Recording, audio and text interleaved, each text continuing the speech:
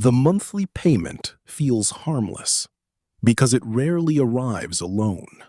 It starts with something practical: a phone upgrade, a streaming subscription, a financed appliance, a buy now, pay later purchase, perhaps even a gym membership that seemed like a commitment to a healthier future. Each decision appears isolated, each expense comfortably small, and none of them seems capable of changing the direction of your financial life. Yet months later, many people look at their bank account and wonder why their income disappears so quickly, even though they cannot point to a single reckless purchase. The answer often isn't one large mistake. It is the quiet accumulation of dozens of tiny obligations that slowly transform into a financial system of their own, one that operates automatically in the background, while demanding an increasing share of every paycheck. This pattern resembles something economists sometimes describe as financial friction. Imagine pushing a heavy object across a smooth floor. It takes effort, but once it begins moving, maintaining that motion becomes manageable. Now imagine placing dozens of tiny obstacles across that floor. None of them is large enough to stop the object entirely, but together they require constant additional force. Monthly payments behave much the same way. Every recurring obligation adds another point of resistance between earning money and keeping money. Individually, they seem insignificant. Collectively, they change the mechanics of personal finance. Our brains are partly responsible for why this happens. Human decision-making evolved around immediate trade-offs rather than long chains of recurring commitments. Paying $20 once feels different from agreeing to $20 every month, even when the long-term cost is dramatically higher. Behavioral economists have long observed that people naturally discount future consequences while giving disproportionate attention to immediate rewards. Receiving the new device today creates a vivid emotional experience, whereas imagining dozens of future payments requires abstract thinking that the brain performs far less naturally.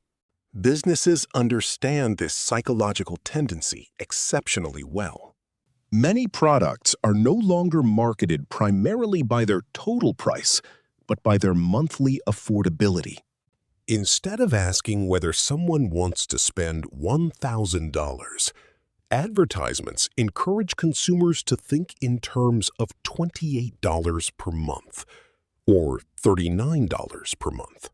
The total obligation fades into the background, while the immediate payment becomes the dominant frame of reference. This shift doesn't necessarily deceive anyone. The numbers remain accurate. What changes is the way the human mind processes those numbers. Consider a simple example. Imagine someone earning $4,000 each month after taxes. They finance a phone for $35, subscribe to 3 streaming services totaling $40, pay $70 for a premium gym membership, finance furniture for $80, lease a vehicle requiring $400, subscribe to several software platforms costing another $60, and maintain smaller recurring charges for cloud storage, music, food delivery memberships, and various digital services totaling $115. None of these choices appears unreasonable by itself. Together, however, they represent $800 leaving the account before groceries, housing, transportation, utilities, insurance, or savings even enter the conversation. Now imagine receiving a salary increase of $500 each month. At first, this feels like meaningful progress. Yet, if existing obligations already consume most available cash flow, the raise often disappears into the same recurring system. A larger income improves comfort temporarily, but unless the structure of recurring commitments changes, financial flexibility barely improves. This explains why many households experience income growth without experiencing greater financial security. The mathematics behind recurring payments reveals why they become so powerful over time. Suppose someone agrees to 10 separate subscriptions, averaging $25 each month. Together, they equal $250 monthly, or $3,000 each year.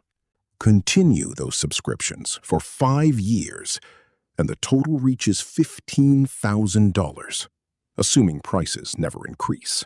Realistically, many subscription services gradually become more expensive, making the long-term cost even larger.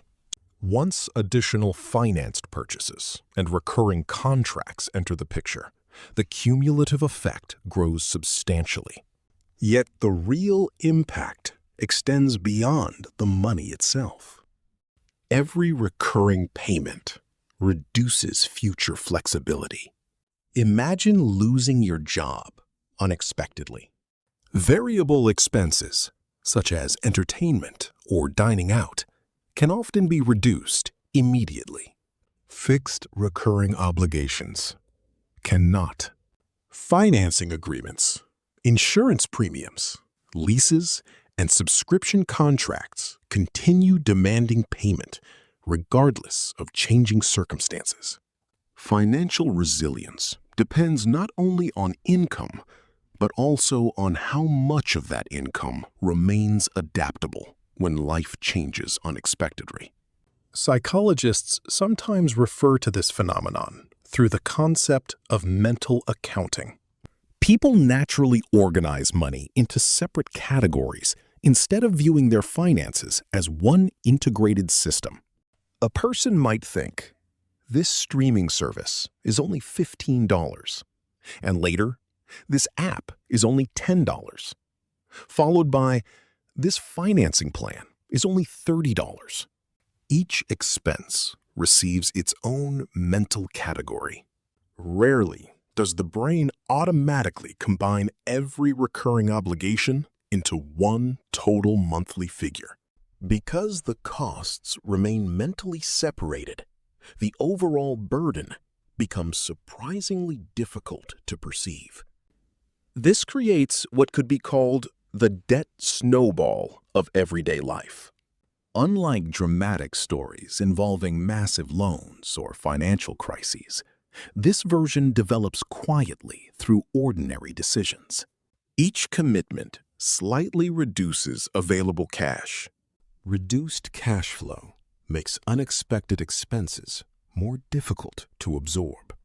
Unexpected expenses may then require additional financing, creating new monthly obligations that further reduce future flexibility. The cycle reinforces itself, not because any individual decision was catastrophic, but because each one increased the system's dependence on future income. History provides interesting parallels. Throughout much of the 20th century, installment financing expanded dramatically alongside consumer manufacturing. Products that once required years of saving became immediately accessible through manageable monthly payments. This transformation undoubtedly improved access to many useful goods and allowed households to acquire important necessities sooner. At the same time, it gradually normalized the idea that future income could continuously support present consumption. The financial landscape shifted from ownership after saving toward ownership during repayment. Digital technology accelerated this evolution even further. Automatic billing removed many of the psychological reminders that accompanied traditional payments. Decades ago, people physically wrote checks, counted cash, or visited payment offices. Each transaction created a conscious moment of awareness. Today, many obligations renew silently in the background. Convenience has undeniable value, but convenience also reduces visibility. When money leaves an account automatically, the emotional experience of spending becomes significantly weaker. There is another mathematical concept that deserves attention. Fixed expenses create what engineers might describe as system rigidity. Imagine two households earning identical incomes. One spends 60% of its income on fixed recurring obligations, while the other commits only 40%. During stable economic conditions, their lifestyles may appear remarkably similar. However, if inflation rises, hours are reduced at work, or unexpected medical expenses occur, the household with greater taxation possesses far more room to adjust. The difference is not necessarily income. It is optionality. Optionality rarely receives the same attention as wealth, yet it represents one of the most valuable financial resources available. The ability to change direction, relocate, switch careers, pursue education, or absorb temporary setbacks depends heavily on maintaining flexibility within one's financial system. Every recurring payment slightly exchanges future options for present convenience. Sometimes that exchange is worthwhile. Housing, transportation, insurance, education, and essential services often justify recurring commitments because they provide meaningful long-term value. The important distinction lies in recognizing that every commitment carries an opportunity cost, extending far beyond its monthly price. This perspective also changes how we evaluate financial progress. Many people focus primarily on increasing income, believing that higher earnings alone will solve financial pressure. Income certainly matters, but cash flow depends on two forces operating simultaneously. One increases resources entering the system, while the other determines how much of those resources remain available after automatic obligations are satisfied. Improving either side strengthens financial stability. Ignoring one side weakens the effectiveness of the other. Perhaps the most important realization is that recurring payments are not inherently harmful. Modern economies function because financing allows investment, business growth, education, infrastructure development, and access to valuable products. The challenge emerges when recurring commitments accumulate without intentional design.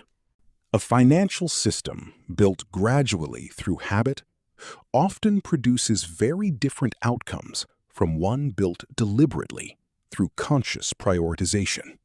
The debt snowball of everyday life rarely begins with one dramatic decision.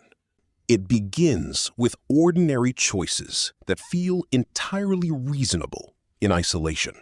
Over time, those choices connect, reinforce one another, and quietly reshape the flow of every future paycheck.